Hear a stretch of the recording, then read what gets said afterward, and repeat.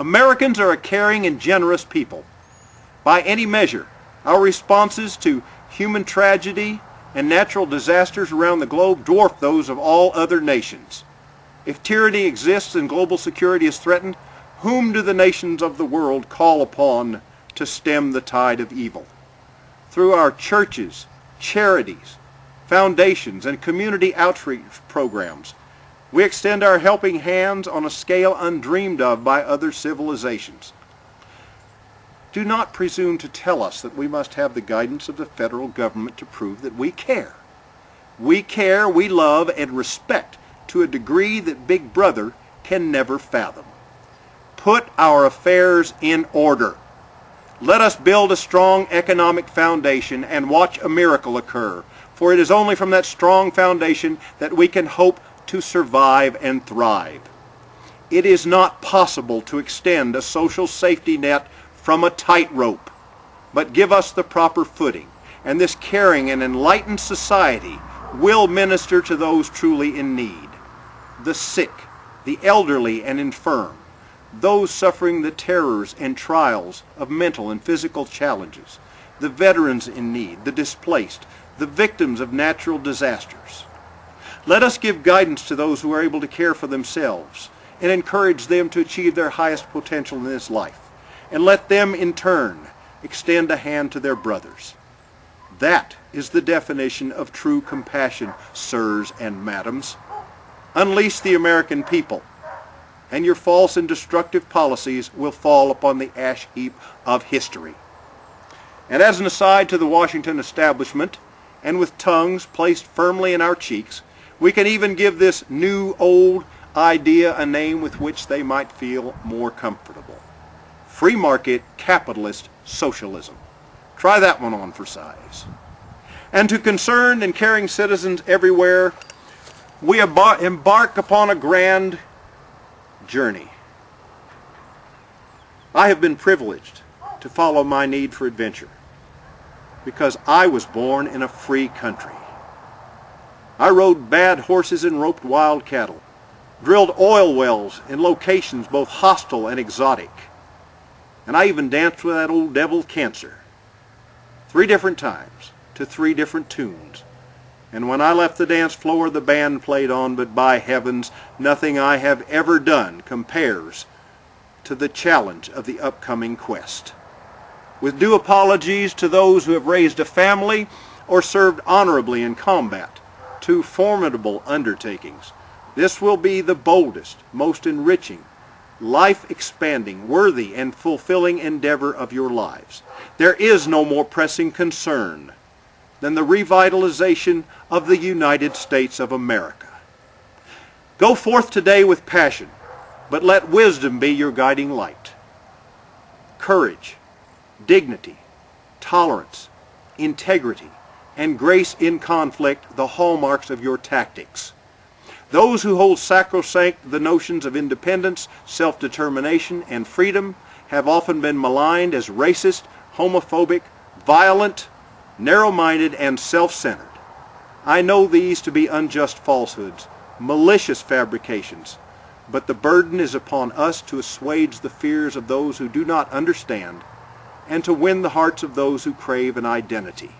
We must offer a haven to all, for it is only through brotherhood and diversity and inclusion that we will achieve our goals. All races, creeds, and ethnicities must be sheltered beneath our umbrella.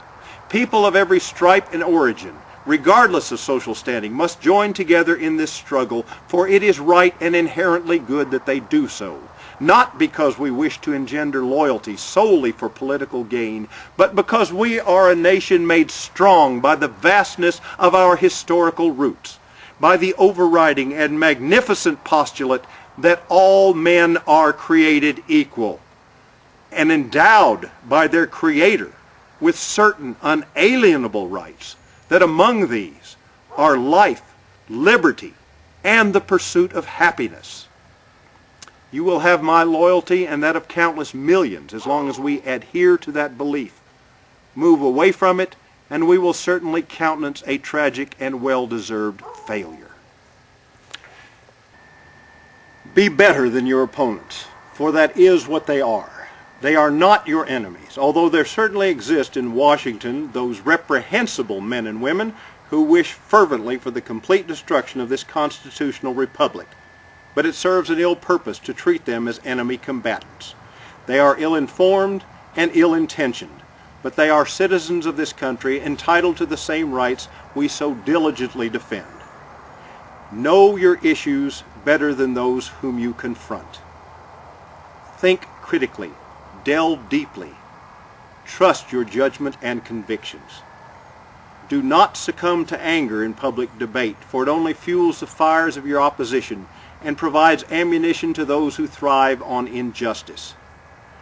Approach those with whom you disagree with respect and tolerance, and channel your righteous anger into irresistible passion. Let your approach be above reproach.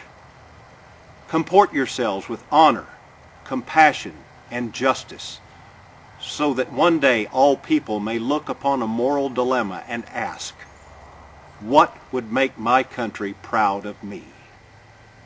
Believe in the nobility of human nature, in strength of character, and honest virtue. Be as good as your country, this incomparable and blessed haven. Serve her, deserve her, honor her always. The United States of America. Say it with me. The United States of America. Hold those words on your tongue. Savor them like fine wine. Reclaim this country for your children and grandchildren, or they will surely shoulder the burden of our failures. But do not fail, for while it will never be true that might makes right, it is an indisputable truth that right makes might. We are all survivors here. We are saddled and ready to ride that long trail. Let us now go forth and do that good work, for injustice weighs heavily upon our treasured land, and it shall not abide. And never give up. Never give up. Never give up. It has been a privilege to speak to you today. I tip my hat to you, you proud defenders of this land. And I look forward eagerly to working alongside you as we reclaim and rebuild this wonderful country. God bless America. May she always ride in sunshine.